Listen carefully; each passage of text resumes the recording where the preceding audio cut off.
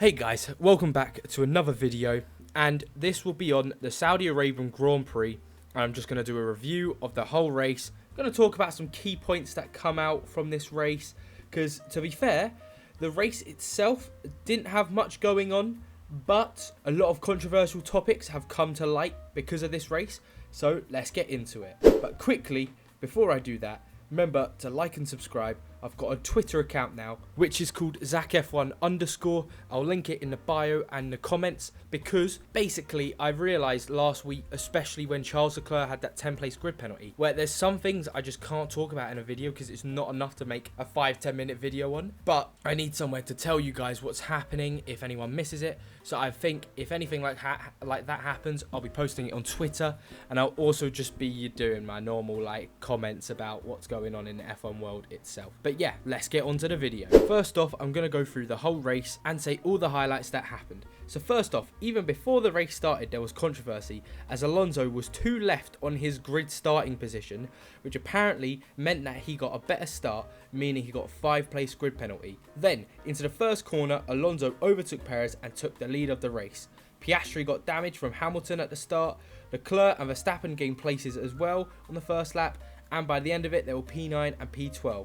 Lance Stroll also made the overtake of his career, overtaking Sainz on the outside of a corner. Then Alonso got overtaken by Perez as the Red Bull is just too quick compared to everyone else. Then Stroll DNF caused a safety car. Safety car allowed Leclerc and Verstappen to catch up to everyone. Verstappen overtook Russell and Alonso into second place. Albon had brake problems and had to retire.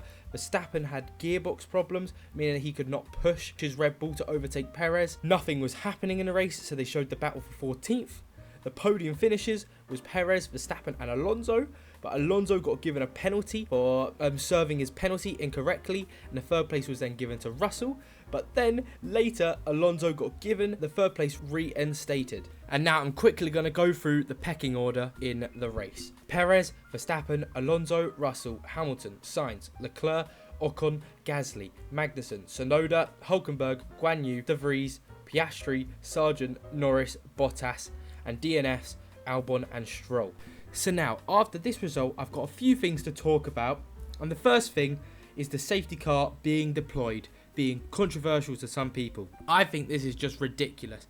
I've seen a lot of TikToks recently saying that the safety car shouldn't have been deployed because Stroll's car was out of the way. It wasn't completely off the track, but they were like, it was crazy how a safety car was on the track just for that. And to that I say, this is the most dangerous sport in the world. We've had situations where there's been a car on the track and people have died because of it, because you never know what could happen, and it's just better to be safe rather than sorry.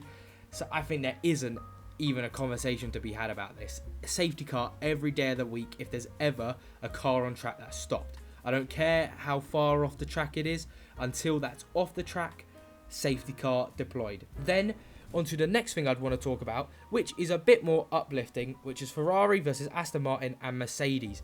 Now, this is looking juicy.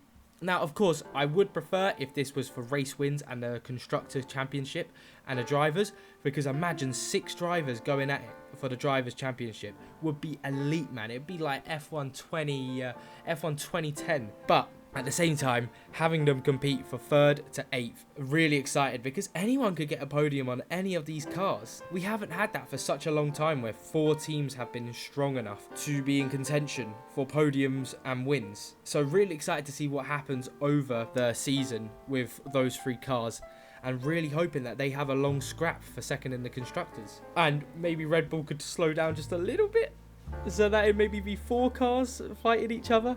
But yeah, really excited to see what happens there. And then moving on to a point that I sort of talked about there. Are Red Bull too strong for anyone this year? And I believe that is the case. Now, there is a bit of controversy with this because of the cost cap. Same with Aston Martin. But I don't think there's much to that unless more evidence comes out against them. But yeah, Red Bull are going to run away with the drivers and constructors this season. It's just a fact. But instead of us being sad that we're not going to get a real fight in the championship, let's be happy that we've got the Ferrari, Aston Martin, Mercedes fight going on, because at least we've got interesting fights going on, not like some other years. And then onto McLaren who are terrible at the minute, and they really need to fix up. Bahrain and Jeddah have been dreadful for them. I mean, Jeddah, past lap 1, Piastri got damaged. He was down to last with Norris, and it's just unacceptable. McLaren are last in the constructors. They don't look like they're going to get any better, and I could see this being a very long season for McLaren supporters like myself. I'm really not looking forward, considering Lando Norris will move away from us if they do not get that act together. Realistically, I'm starting to dislike Zach Brown.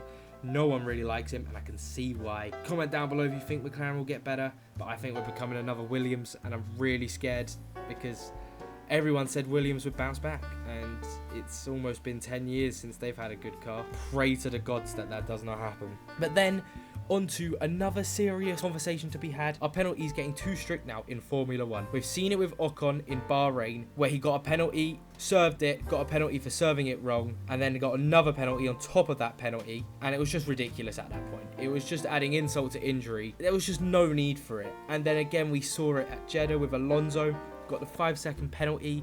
Again, say he was ahead of his grid slot, I'd get it, but I don't really see how him being a bit left of his grid slot position helped that much. Comment down below if you do think that and you have a different opinion, because I'd love to hear it, but I just don't think that really helped him out. Because yes, he did overtake Perez into the first corner, but I don't think that didn't give him any advantage. But yeah, obviously then he got the penalty on top of that penalty, got removed after the race. But it's just ridiculous. If this is what the season's going to be like, every race, every time someone gets a penalty, I just can't be arsed with this. And the FIA need to pull their socks up and do something about this. And then finally, we need to talk about Ferraris. Oh my God. Even when both cars finished the race, they still troll. They made a good call when they overtook Stroll with Leclerc and Sainz. But then they decided to not tell Leclerc that he was racing Hamilton on the safety car out when he was going to pits and let Hamilton go past him. I just don't get how Ferrari, even under new management now, are still so shit at communicating to their drivers, and it's so annoying watching this happen to Leclerc every weekend, and it's just never going to stop. So I feel so bad for Ferrari fans. But yeah, that's it for the Jeddah Grand Prix. That is everything I could think of that had a point of interest. Comment down below if there was anything else that I missed from the race that you think was a key point to talk about, and I'll talk about it in the comments. But yeah, love you all lots. I'll see you on Friday or Saturday with the F1 fantasy video for Australia. Love you lots.